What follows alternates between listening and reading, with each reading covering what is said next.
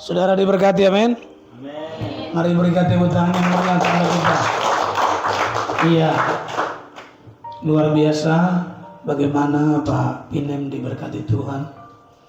Dari yang tidak mungkin menjadi mungkin, dari yang tidak ada harapan akhirnya diberikan kepastian oleh Tuhan. Dan saya pribadi sangat diberkati, dan saya percaya juga kita semua diberkati oleh Tuhan.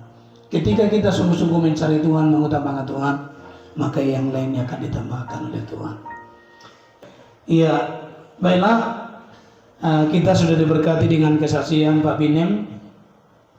Maka sebentar kita akan mendengarkan sebagai closing reflection dari Bapak Pendeta Harahap. Waktu dan tempat kami persilakan. Ya, luar biasa kesaksian daripada Pak Pinem yang sudah menceritakan kesaksian perjalanan hidupnya, mulai dia berangkat dari Tigalingga sampai ke Bandung. Bahkan dia sudah memimpikan dia harus masuk ke ITB. Nah, setelah saya mendengarkan kesaksian daripada Pak Pinem tadi, maka saya terlintas dari kisah seorang tokoh yang luar biasa dalam Alkitab, yaitu Gideon. Nah, saya akan bacakan tentang Gideon, yaitu Hakim-Hakim pasal yang ke-7 ayat 1 sampai ke-7. Adapun Yerubbaal itu Gideon bangun pagi-pagi dengan segala rakyat bersama-sama dengan dia. Lalu mereka berkemah dengan dekat mata air Harod. Perkemahan orang Midian itu ada di sebelah utaranya dekat Bukit More di lembah. Berfirmanlah Tuhan kepada Gideon, terlalu banyak rakyat yang bersama-sama dengan engkau itu daripada yang ku kehendaki yang menyerahkan orang Midian ke dalam tangan mereka. Jangan-jangan orang Israel memegah-megahkan diri terhadap aku sambil berkata, tanganku sendirilah yang menyelamatkan aku. Maka sekarang serukanlah kepada rakyat itu demikian, siapa yang takut dan gentar, biarlah ia pulang enyah daripada pegunungan Gilead. Lalu pulanglah 22.000 orang dari rakyat itu dan tinggallah 10.000. Tetapi Tuhan berfirman kepada Gideon, masih terlalu banyak rakyat, suruhlah mereka turun minum air, maka aku akan menyaring mereka bagimu di sana. Siapa yang kufirmankan kepadamu, inilah yang akan pergi bersama-sama dengan engkau. Dialah yang akan pergi bersama-sama dengan engkau. Tetapi barang siapa yang kufirmankan kepadamu, inilah yang tidak akan pergi bersama-sama dengan engkau.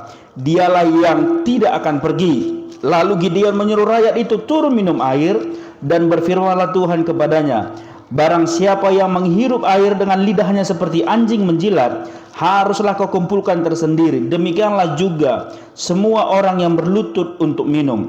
Jumlah orang yang menghirup dengan membawa tangannya ke mulutnya ada 300 orang. Tetapi yang lain dari rakyat itu semuanya berlutut minum air. Ayat yang ke-7.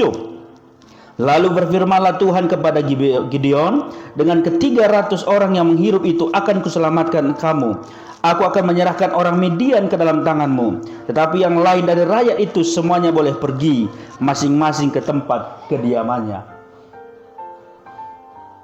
Nah, saudara terkasih dalam nama Yesus, dari kesaksian Bapak Pinem tadi, melalui perjalanannya sampai ke Bandung, hanya satu tujuannya, yaitu ITB. Nah, ketika saya lihat tokoh daripada Gideon ini latar belakangnya adalah seorang hakim. Dia itu bukan hamba Tuhan, dia itu bukan pemimpin, tapi dia seorang hakim.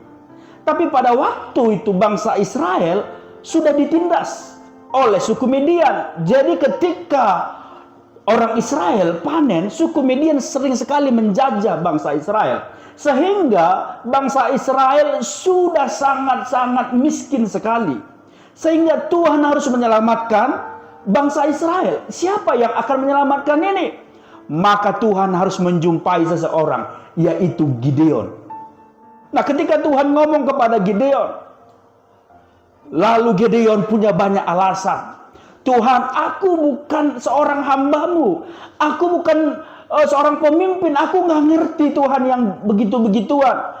Yang ku tahu hanya sebagai seorang hakim, kata Gideon kepada Tuhan. Walaupun Gideon ini sebenarnya dia orang yang setia, orang yang taat, dan orang yang beriman. Makanya kitab Ibrani berkata Gideon adalah orang yang beriman. Tetapi ketika Tuhan tawarkan supaya dia sebagai penyelamat, Gideon tolak. Dia mau mengikuti pekerjaannya sebagai hakim. Tapi di situ Tuhan ngomong, kaulah satu-satunya kulihat bahwa engkau adalah orang yang perkasa. Engkau adalah pangeran yang perkasa. Tuhan sampaikan bahwa dia adalah orang yang hebat. Sehingga Gideon berkata, akukah orang yang hebat? Apakah seperti yang dikatakan Tuhan itu aku? Sehingga dia mengambil kesimpulan, mungkin iyalah. Lalu apa yang harus kuperbuat Tuhan ketika aku mengiyakan panggilan ini? Mulai hari ini kau kumpulkanlah bangsamu untuk menghadapi orang Midian. Maka Gideon mengumpulkan bangsanya, terkumpullah 32.000 orang. Ketika terkumpul 32.000 orang, Gideon ngomong sama Tuhan, Tuhan, apalagi yang kuhendaki? Apakah ini sudah bisa untuk menjajah bangsa Midian? Apakah kami sudah bisa berperang? Sebenarnya di hati terkecil Gideon, sebenarnya terlalu kecil 32.000 orang. Kenapa? Karena bangsa Midian itu 120.000 tentaranya, sedangkan Gideon hanya 32.000. Tapi ketika Gideon ngomong, Tuhan, 32.000 kayaknya kami sudah bisa lah berangkat untuk berperang seperti yang kau suruh kepadaku. Lalu firman Tuhan berkata, Tuhan ngomong kepada Gideon, terlalu banyak 32.000. Gideon terkejut. Aku berpikir tadi 32.000 masih terlalu sedikit Tuhan. Masa terlalu banyak Tuhan? Lalu Gideon bilang, lalu apa yang harus kulakukan? Pulangkan mereka. Lalu Gideon memulangkan 22.000 orang. Sisa 10.000 orang. Lalu Gideon bermohon kepada Tuhan, Tuhan, dari 10.000 ini apakah sudah cukup Tuhan? Tuhan bilang, kayaknya masih terlalu banyak. Kau harus pulangkan. Sebenarnya dalam hati terkecil Gideon, dia berpikir ini sebenarnya sudah terlalu sedikit menghadapi 120.000 orang. Tapi karena Tuhan yang suruh, okelah Tuhan. Lalu bagaimana caraku Tuhan supaya bisa memulangkan sebagian? Okelah, pergilah, bawalah semua pasukanmu yang 10.000 itu. Lalu ajaklah mereka minum dari sungai. Dari situlah nanti kau lihat siapa yang sebenarnya yang akan kau ajak untuk berperang.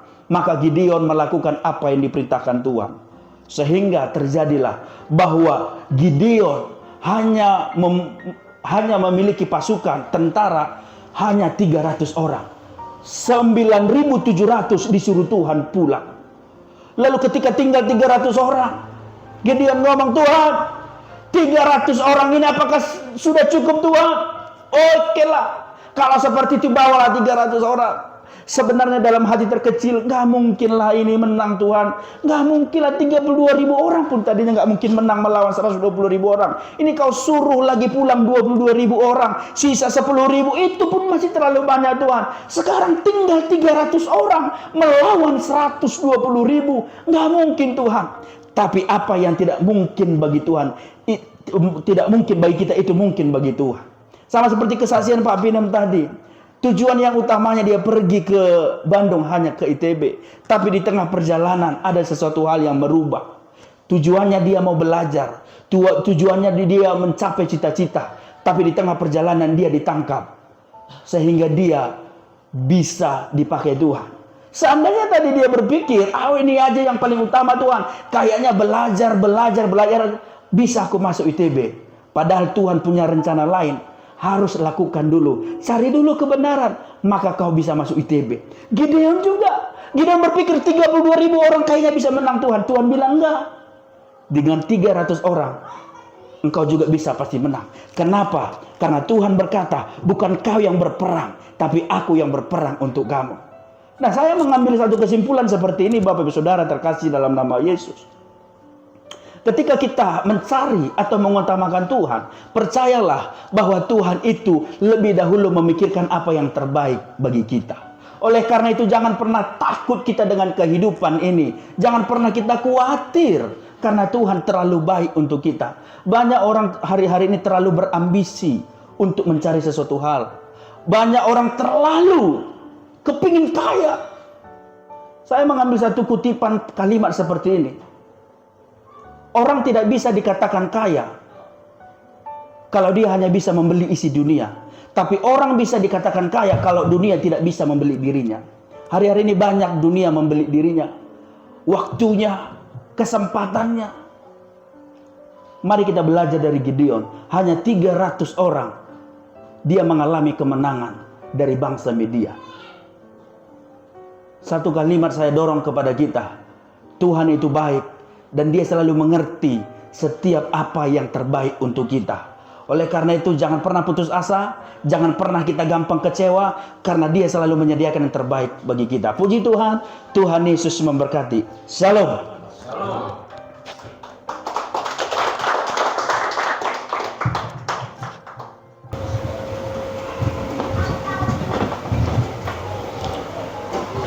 Ya, kita menutup acara ini, kita bersatu dalam doa, kita berdoa. Bapa yang baik, Bapa yang bertahta dalam kerajaan sorga yang kami kenal dalam Yesus Kristus Tuhan kami. Terima kasih untuk waktu yang singkat ini Bapa. Kami mendapatkan satu makna, bahwa di dalam kehidupan kami tiada yang mustahil bagi Tuhan. Bahwa jalan bukan jalan kami.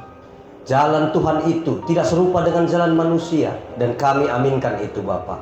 Dan melalui kesaksian tadi, biarlah hati kami di tempat ini dapat diubah menjadi ke arah yang lebih baik.